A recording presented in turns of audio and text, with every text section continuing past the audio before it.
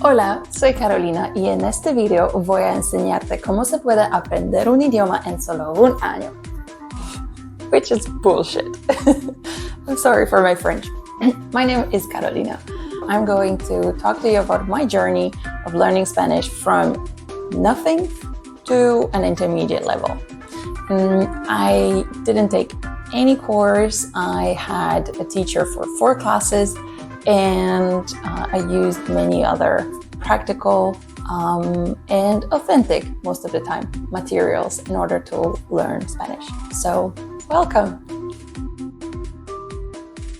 So it all started with Netflix. I was watching some series on Netflix, Mexican series about some women in Mexico, and I started noticing that there are certain expressions and certain words that keep repeating.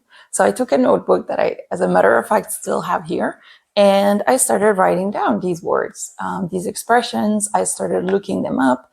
At that point, I was watching to those series with subtitles in my native language. However, after a while, when I wanted to write down the commonly repeated expressions, I would change the subtitles into Spanish so that I could see how it's written.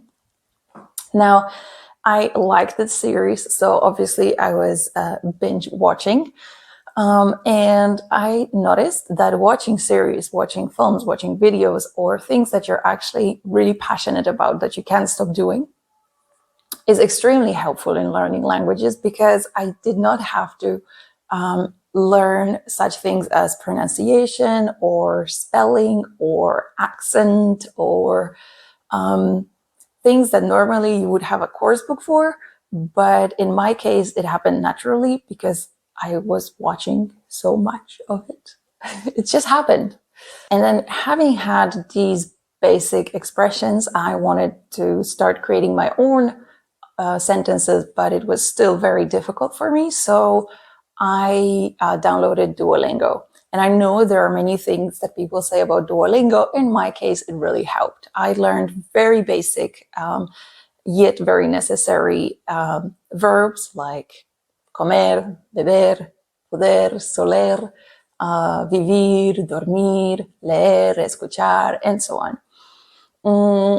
I learned basic vocabulary, and I know that very often on Duolingo we learn words such as giraffe and apple and tree, which are not very often necessary in daily conversation.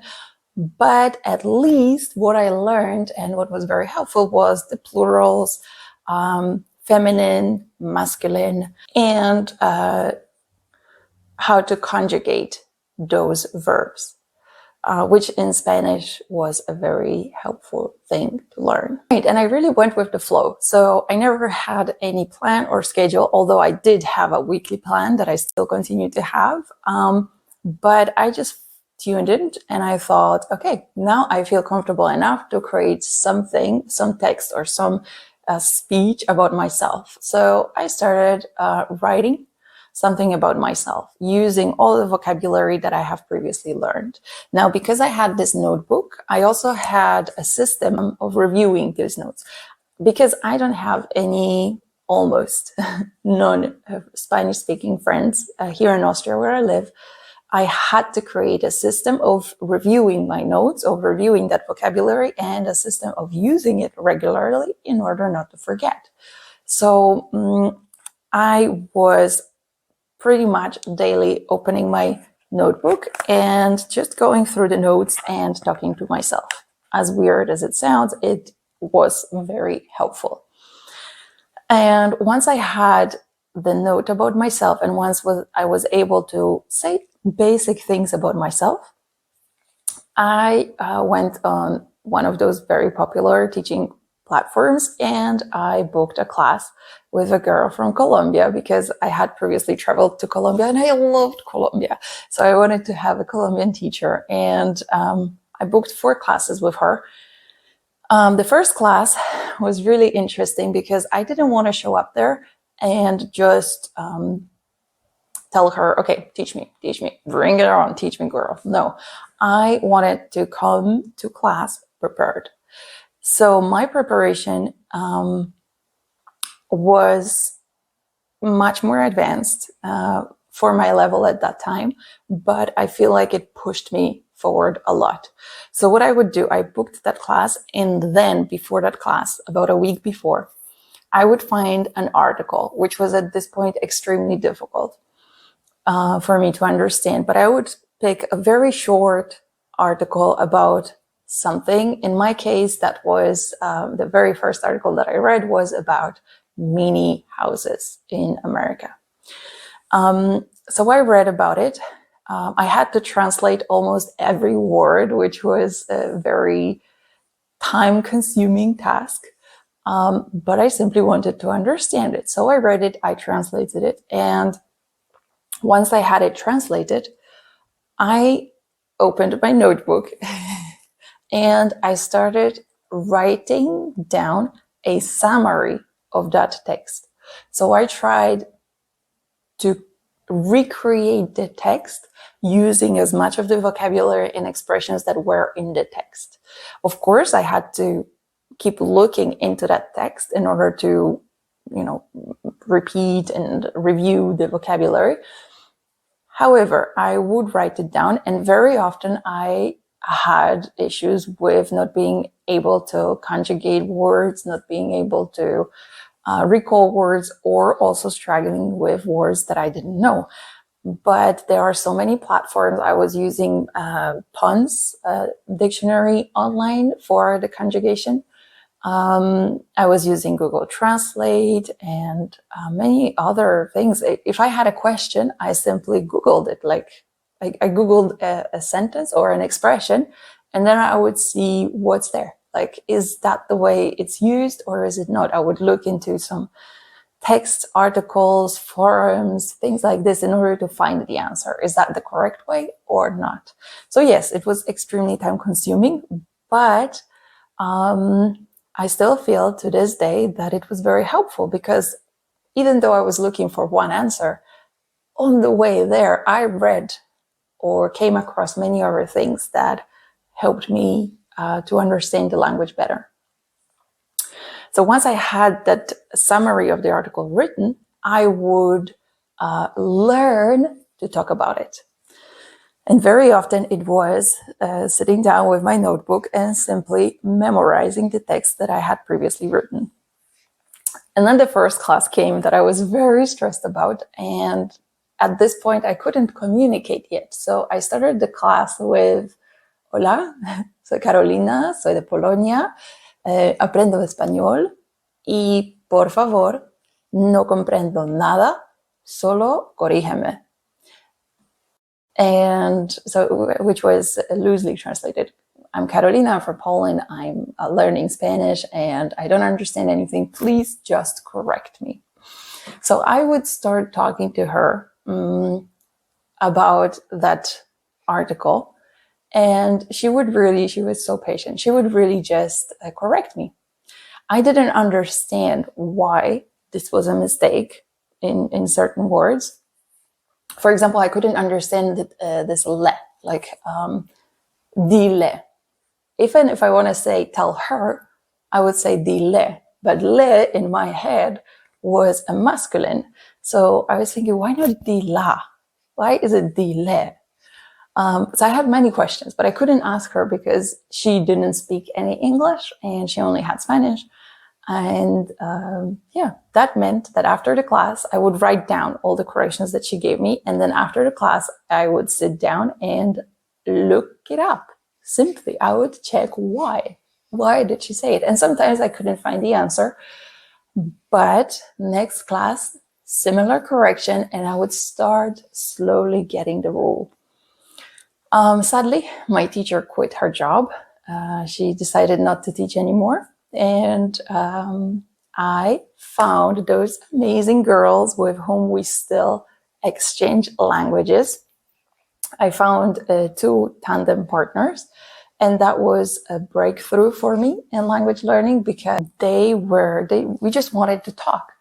It was not about learning, it was about talking. So suddenly, even though I was still at the beginning level, suddenly Spanish became a tool for communication, for finding out more about this girl, about these girls, for learning about their lifestyles, for learning their opinions and hearing their stories. So it was overwhelming because it was all at once, all these present tenses, past tenses, future tenses, and loads of new vocabulary. But at the same time, it made me extremely comfortable with speaking in Spanish. And it broadened and widened and developed my language skills extremely. The lucky thing was that we were all very dedicated and we would see each other on a regular basis for months. So at a certain point, it stopped being about exchanging languages, even though we still stuck to 30 minutes of Spanish and 30 minutes of English. And it became a conversation between friends, these shoes that you were looking for, did you buy them eventually? That jacket, which color did you choose? Did you buy it? So it was this daily gossip, daily things, mundane daily tasks and chores. Which is obviously very helpful for language skills. And this is still what I continue doing. Of course, I have to keep pushing myself, and I continue doing that by doing different challenges and having different goals. But what I would like to mention here is that I don't think I ever had a course book in Spanish. And there are things that I'm missing. I don't always understand the rules of how things are used. I just know how to use them correctly, which is pretty much how children learn. They never know the rules, but they've heard the language so many times, they are able to say it correctly. I make many mistakes, obviously. It's intermediate level. But in those moments of not being sure what to say or how to say something, I don't have the rule to lean on. So I kind of make mistakes then. As adults, we have the capacity and the ability to understand things and then apply them into practice. So I feel like this theory of the language is missing. I'm also not capable of naming tenses, even though I can use them. In my head, it's just like, oh, that's past tense. That is a background tense, or that past tense, which is about a particular day that it happened in, or that past tense that just is very commonly used. I don't know the names, but the truth is you don't have to know the names in order to talk. You just have to know how to talk. So yes, this is my journey of Spanish. Right now, I'm at the point where I can comfortably communicate. I also have this challenge this week of having an interview in Spanish about learning languages. So yes, having these goals that keep pushing me forward is something that is very necessary. However, this is my journey, and I really hope that there's at least some techniques that you would find helpful for your learning. And obviously, I just want to add that I'm not a Spanish teacher. I don't teach Spanish yet, although that is my goal at some point. I do cooperate with other teachers who are professionals in this field and who do offer language coaches, who do offer language courses. Of course. If you would like to hear more about it, go to our website, which is lingotalk.at. And you can find all the information you need. So I hope this was helpful for you. If so, please leave a comment or leave a like below. And I hope to see you in the continuation of this video, where I hopefully will talk about how to really learn Spanish from zero to advanced.